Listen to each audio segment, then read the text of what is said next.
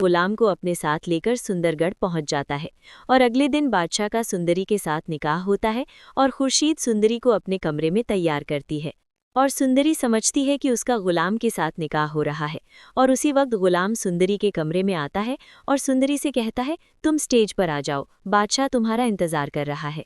ये सुनकर सुंदरी शक में पड़ जाती है और खुर्शीद सुंदरी का हाथ पकड़कर उसे स्टेज पर ले जाती है और उसी वक्त बादशाह सुंदरी के साथ आकर बैठ जाता है और जहांदाद मौलवी साहब से कहता है, सुंदरी का निकाह शुरू करो।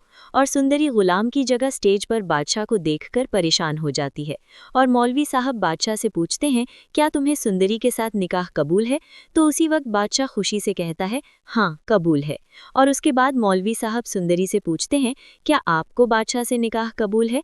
तो उसी वक्त सुंदरी कहती है, मुझे ये निकाह कबूल नहीं है, मैं गुलाम से मोहब्बत करती हूँ।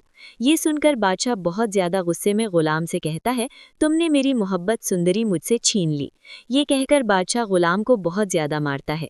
ये देखकर जहांदाद बादशाह को नशा दे देता है और मौलवी साहब से कहकर गुलाम और सुंदरी का निकाह करवा देता है और गुलाम सुंदरी को लेकर किसी दूसरे देश चला जाता है।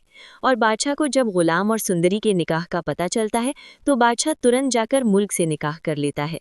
तो दोस्तों, मेरी प्रिडिक्शन के हिसाब से इस ड्रामा की एंडिंग ऐसी हो सकती है, ये गलत भी हो सकती है, इसलिए ये जानने के लिए हमारे चैनल को लाइक, सब्सक्राइब और शेयर ज़रूर करें।